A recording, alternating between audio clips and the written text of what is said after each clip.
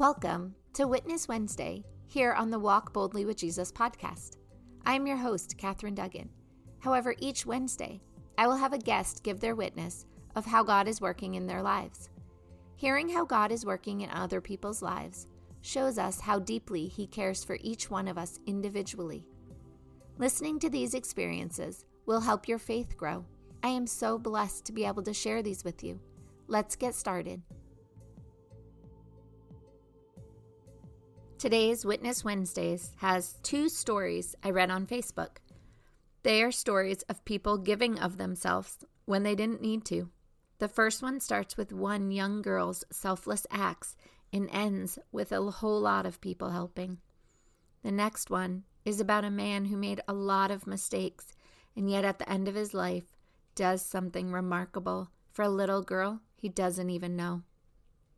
I pray that when you hear them, you can see God moving in the world.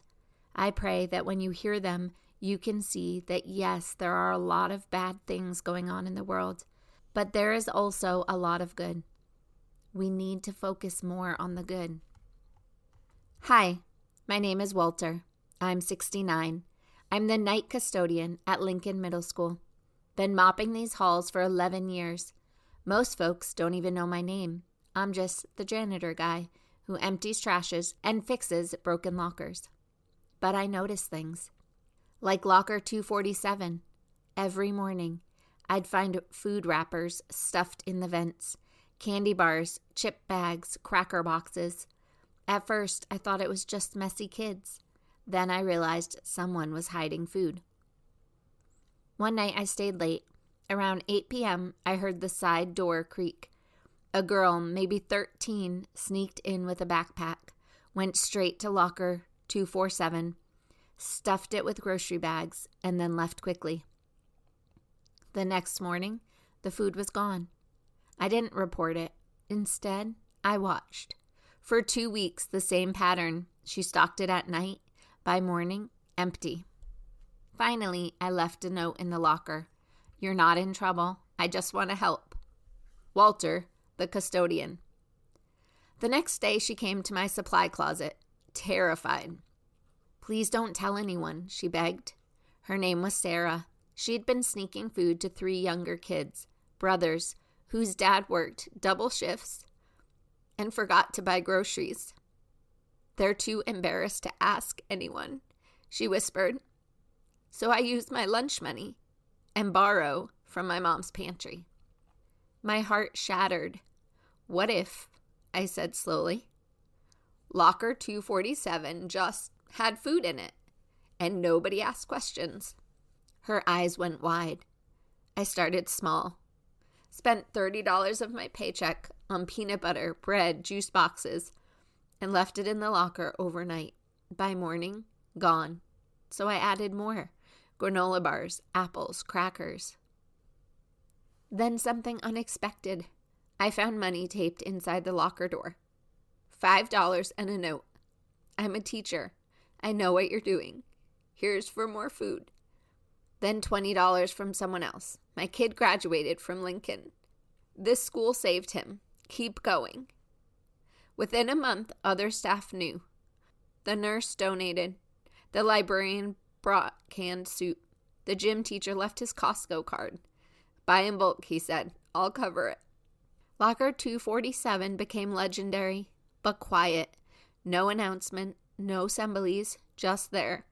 A place where hungry kids could take what they needed without shame.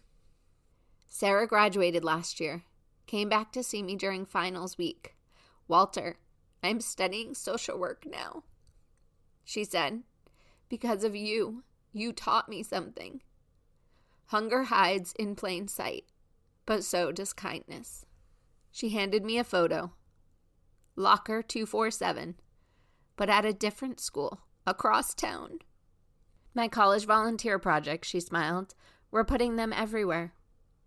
I cried in my supply closet that night, 69 years old, crying over a locker. Now, 17 schools in our county have them. They call it the 247 Project. Stock the locker, ask no questions, feed the invisible kids. I'm just a janitor. I mop floors and unclog toilets. But I learned this. Sometimes the most powerful things you can do is notice and then quietly make space for dignity. So look around. At school, your work. Someone's hiding their hunger, their struggle, their shame. Leave something behind. Food, money, hope. Locker 247 isn't just metal and paint. It's proof that caring doesn't need permission, just action. And it starts with seeing what everyone else walks past. Let this story reach more hearts. And it said at the end of the story, follow us, Astonishing, by Mary Nelson. The next is called The Death Row Donor. At County General Hospital, 6-year-old Maya's kidneys were failing. 9 months on the transplant list, and her rare blood type meant no matches. Her tiny body was shutting down. 200 miles away, Marcus, a number, not a name anymore, sat in a death row cell. 20 years he'd been waiting there for an execution date for a crime that destroyed lives, including his own. In his cell, he kept one possession, a faded photo of his daughter, who died at 6 of a sudden illness. That was 25 years ago, before everything fell apart. When the prison chaplain mentioned a public plea for Maya's rare blood type, Marcus recognized it immediately, the same type he and his daughter shared.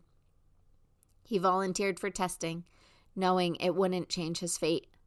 The prison board suspected manipulation. The media called it a publicity stunt. He was a perfect match. After brutal legal battles, officials approved the donation as his final act. Yesterday, handcuffed and flanked by guards in his green jumpsuit, they brought him to meet Maya before surgery. The little girl, told only that this man was her helper, looked up at him with those wide, trusting eyes. "I want to give him a hug," she whispered. "Ma'am, that's not," a guard started, hand moving towards his weapon. But Maya, despite her weakness, slid off the bed and wrapped her arms around the kneeling inmate's neck. Marcus, untouched by kindness for 2 decades, closed his eyes. His hands cuffed, rose gently to hold her back. "You don't gotta thank me, little one," he said, voice breaking.